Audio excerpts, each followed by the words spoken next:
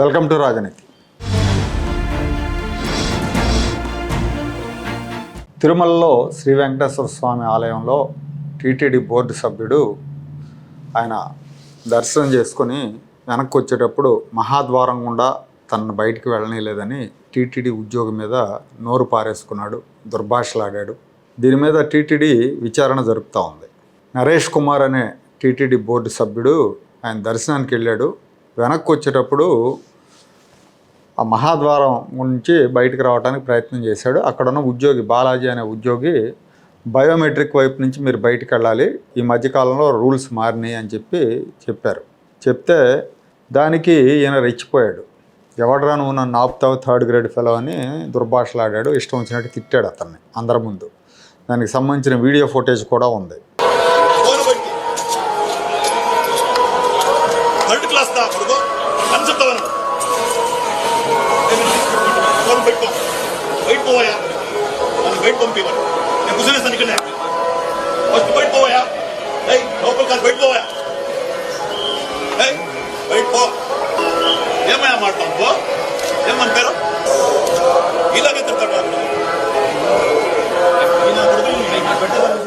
అసలు మామూలుగా అయితే టీటీడీ సభ్యులు మహాద్వారం గుండా వెళ్ళి రావడానికి అసలు అవకాశం నిబంధన లేదు. కానీ ఆ నిబంధన లేకపోయినా కొంతకాలంగా వీళ్ళు అటునుంచే రాకపోకలు కొనసాగిస్తున్నారు. ఆపటంతో ఆయనకు రోషం వచ్చింది. యాక్చువల్గా దేవుడి దగ్గర ఎవరికి కొమ్ములు ఉండవు, అందరూ ఒకటే. ఇక్కడ అసలు రెండు విషయాలు చర్చించాలి. ఒకటేంటంటే, మనం దేవుడి దర్శనానికి వెళ్ళినప్పుడు ఒక ఆధ్యాత్మిక భావంతో ప్రశాంతమైన మనసుతో వెళ్ళి దర్శనం చేసుకుంటాం. తిరుమలలో అయితే ఇంకా గోవిందనామం పఠిస్తూ స్వామివారి దర్శనం చేసుకోవాలి. కానీ ఈ సభ్యుడు మాత్రం శ్రీవారి ఆలయంలోనే దుర్భాషలాడాడు. చూడండి, ఈయన మళ్ళీ టీటీడీ బోర్డు సభ్యుడు ఎవరో పామరుడో ఇంకోడో ఏమి తెలియనోడో మాట్లాడాడంటే అనుకోవచ్చు, తిట్టాడంటే అనుకోవచ్చు, తెలియక తిట్టాడు అనుకోవచ్చు. అన్నీ తెలిసిన వ్యక్తి అక్కడ వీరంగం వేయటం అనేది సమంజసం కాదు. నలుగురికి ఆదర్శం ఉండాలి ఆయన. అలాంటి వాడు రెచ్చిపోతే ఎలా? అసలు ఈ బోర్డు సభ్యుల్ని ఏ అర్హతలతో నియమిస్తారు? ఎలాంటి అర్హతలు లేకపోయినా డబ్బో పలుకుబడో ఇంకోటో పెట్టుకొని బోర్డులోకి వచ్చేస్తారు. ఆధ్యాత్మిక భావం ఉండదు, నిరాడంబరత ఉండదు, డాబు సరి, అడుగడుగున దర్పం చూపిస్తూ ఉంటారు వీళ్ళు. ఇలాంటి వాళ్ళని పాలకవర్గంలో నియమిస్తే టీటీడీ ప్రతిష్ట దెబ్బతింటుంది, టీటీడీ పనితీరు కూడా దెబ్బతింటుంది. భక్తి భావన, ఆధ్యాత్మిక భావన, నిరాడంబరత ఇవన్నీ లేకుండా డబ్బులు పరపతి ఉన్న వాళ్ళని సభ్యులుగా నియమిస్తే ఇలాగే ఉంటుంది. ఒకవైపు చైర్మన్ బిఆర్ నాయుడు గారు, టీటీడీ బోర్డు చైర్మన్, ఆయన నియమితులైన దగ్గర నుంచి ఆయన చాలా నిరాడంబరంగా పనిచేస్తున్నారు. ఒక రకమైన భక్తి భావంతో, ఆధ్యాత్మిక భావంతో ఆయన సేవలు అందిస్తున్నారని చెప్పాలి. చైర్మన్ అలా ఉంటున్నప్పుడు సభ్యులు ఇంకెలా ఉండాలి? ఇది ఒక అవకాశంగా భావించాలి. దేవుని సేవకి ఇది ఒక అవకాశంగా భావించాలి. సాధ్యమైనంత వరకు నలుగురికి హెల్ప్ చేయాలి. కానీ ఆ రకంగా రెచ్చిపోవటం అనేది ఆ సభ్యుడికి అది శోభనివ్వదు. రెండో విషయం ఏంటంటే, అసలు ఈ విఐపి కల్చర్ అవసరమా తిరుపతిలో అనేది దీని మీద చర్చ చాలా కాలంగా నడుస్తూ ఉంది.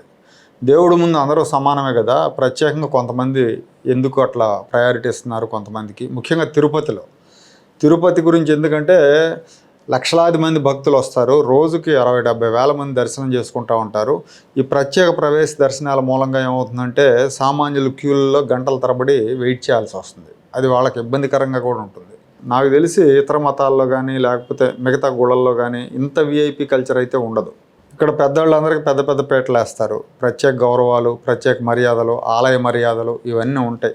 ఎంపీలు, ఎమ్మెల్యేలు, మంత్రులు, రాష్ట్రపతులు, న్యాయమూర్తులు, ఉన్నతాధికారులు, వీళ్ళ కుటుంబ సభ్యులు, వీళ్ళు సిఫారసు చేసిన వాళ్ళు విపరీతంగా మందలుగా వస్తారు. వీళ్ళ కోసం కొంతమంది ఆస్థాన విద్వాంసులు రిసీవ్ చేసుకునేవాళ్ళు, తీసుకెళ్ళేవాళ్ళు, తీసుకొచ్చేవాళ్ళు మనం చూసాం. గతంలో రోజా లాంటి వాళ్ళు 10ల సంఖ్యలో తీసుకొని వెళ్ళేవాళ్ళు విఐపి బ్రేక్ దర్శనానికి. ఆవిడ మీద ఆరోపణలు కూడా వచ్చినాయి, డబ్బులు వసూలు చేసి తీసుకెళ్ళారన్న ఆరోపణలు కూడా వచ్చినాయి. ఇట్లా దుర్వినియోగం చేస్తూ ఉంటే ఎందుకు అసలు ఈ వ్యవస్థనే రద్దు చేయొచ్చు కదా, అందరికీ ఒకే క్యూలో తీసుకెళ్ళి దర్శనం చేయించవచ్చు కదా. మరీ ముఖ్యమైన వాళ్ళకి మినహా మిగతా వాళ్ళందరినీ కూడా, అంటే ముఖ్యమైన అధికార విధుల్లో ఉన్న కొద్ది మందికి, అంటే వాళ్ళకు కూడా ఏంటంటే టైం వేస్ట్ కాకుండా ఉండాలని అలాంటి వాళ్ళకి అవకాశం ఇచ్చి మిగతా వాళ్ళందరినీ కూడా ఒకే రకమైన దర్శనాల్లో అలౌ చేయొచ్చు కదా, సామాన్య ప్రజలను అలౌ చేస్తున్నట్టుగానే అలౌ చేయొచ్చు కదా అనేది ఒక చర్చ నడుస్తూ ఉంది.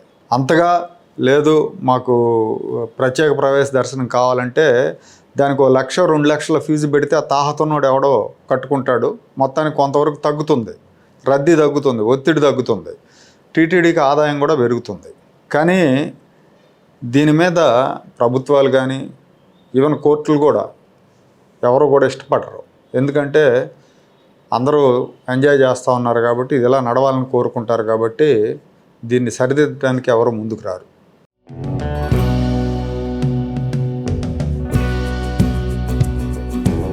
Like, share and subscribe to Rajaniti channel.